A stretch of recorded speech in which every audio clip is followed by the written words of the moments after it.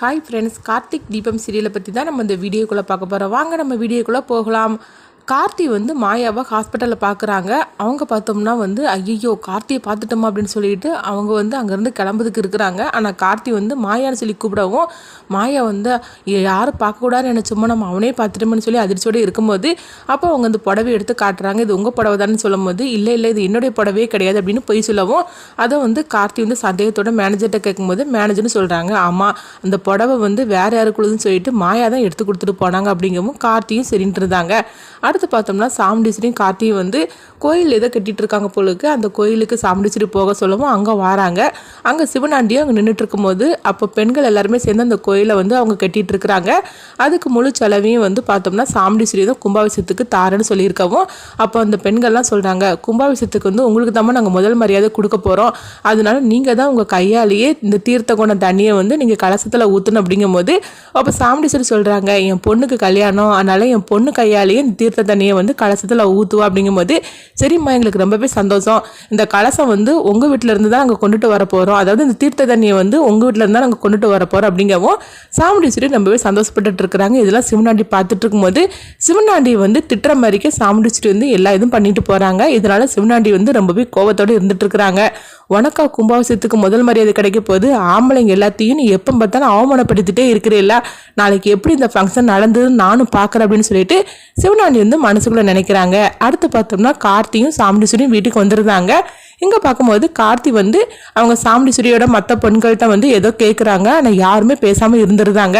உடனே கார்த்தி சொல்கிறாங்க, என்ன துர்கா நான் உங்ககிட்ட தானே பேசிகிட்டு இருக்கிறேன், நீ பதில் சொல்லாமல் போகிற அப்படிங்கும்போது அப்போ துர்கா சொல்கிறாங்க, நான் எதுக்காக உங்ககிட்ட பேசணும், நீ கேட்டேன்னா நான் பதில் சொல்லணுமா என்ன, உங்ககிட்டலாம் நாங்கள் யாரும் பேச மாட்டோம், நீ பேசாமல் இந்த வீட்டோட்டே நீ போயிடலாம், உன் மேலே இருந்த மதிப்பு மரியாதையெல்லாம் போயிடுச்சுது, இதுக்கு பிறகு நீ எதுக்காக இந்த வீட்டில் இருந்துட்டுருக்கிற, எல்லாம் எங்கள் அம்மா கொடுக்குற இடம் தான் அப்படின்னு சொல்லும் போது அப்போ கார்த்தி சொல்கிறாங்க, எதுக்காக துர்கா நீ இந்த மாதிரிலாம் பேசிகிட்டு இருக்கிற, அதான் உங்கள் அம்மாவே எனக்கு டைம் கொடுத்துருக்குறாங்களா, அந்த டைமத்துக்குள்ளே என் மேலே எந்த பிரச்சனை நான் பண்ணலை அப்படின்னு சொல்லிட்டு நிரூபிச்சதுக்கு அப்புறமா இந்த வீட்டில் நீங்களே இருக்க சொன்னால் கூட நான் இருக்க மாட்டேன், நான் அங்கேருந்து கிளம்பி போயிடுவேன், அது வரைக்கும் நான் இங்கே தான் இருப்பேன் அப்படிங்கும்போது ஆமாம் இதை தான் சொல்லிட்டு இருப்பேன், ஆனால் கண்டிப்பாக நீ நிரூபிக்க போகிறதெல்லாம் கிடையாது, உங்ககிட்ட நாங்கள் பேசவே மாட்டோம் அப்படின்னு சொல்லிட்டு துர்கா அங்கேருந்து கோவத்தோடு போகவும் அப்போ ரேவதி அங்கே வராங்க. இப்போ ரேவதி சொல்கிறாங்க, அவள் பேசுனது நினச்சி நீங்கள் கஷ்டப்படாதீங்க, எல்லாமே எங்கள் சித்தி பண்ணின வேலை தான், அவங்க தான் இவங்க மனசெல்லாம் மாற்றி வச்சுருக்குறாங்க, ஆனால் நீங்கள் எந்த தப்புமே பண்ணலைன்னு எனக்கு ஓரளவுக்கு எனக்கு புரியுது, ஆனாலும் நீங்கள் எவ்வளோ சீக்கிரம் இது எல்லாத்துக்கும் புரிய வைக்கிங்களோ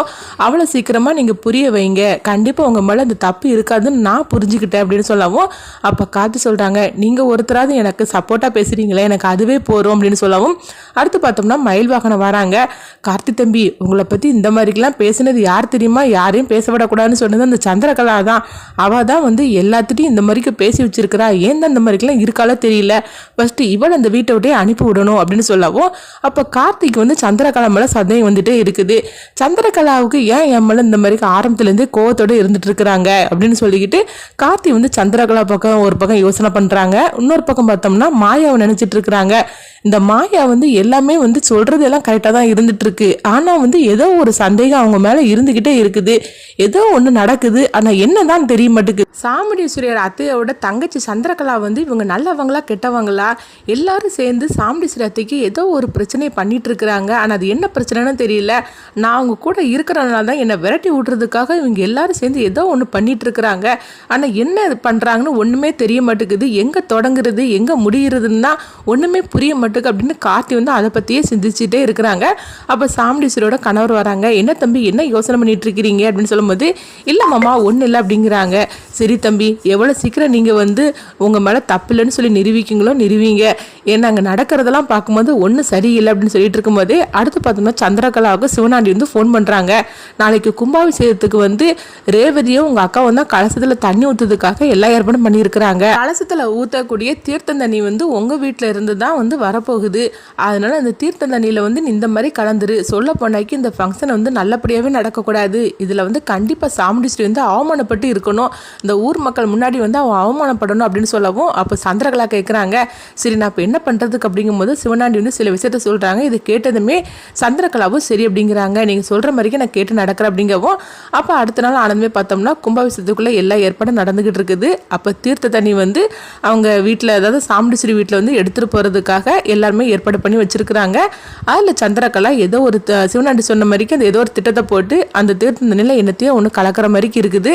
அடுத்து எங்கே பார்த்தோம்னா வந்து கார்த்தி தான் காட்டுறாங்க. அப்போ கார்த்திக் வந்து சந்திரகலாவோட முகத்தை பார்க்குறாங்க. ஏதோ ஒரு பதட்டம் தெரியுது, என்னது இவங்க முகத்தை பார்த்தா ஏதோ ஒரு பதட்டம் தெரியுது, என்னமோ இவங்க பண்ணியிருக்காங்களோ அப்படின்னு சொல்லிட்டு கார்த்தி நினைக்கிறாங்க. அடுத்து என்ன நடக்குதுன்னு சொல்லி நம்மளும் வெயிட் பண்ணி பார்க்கலாம்.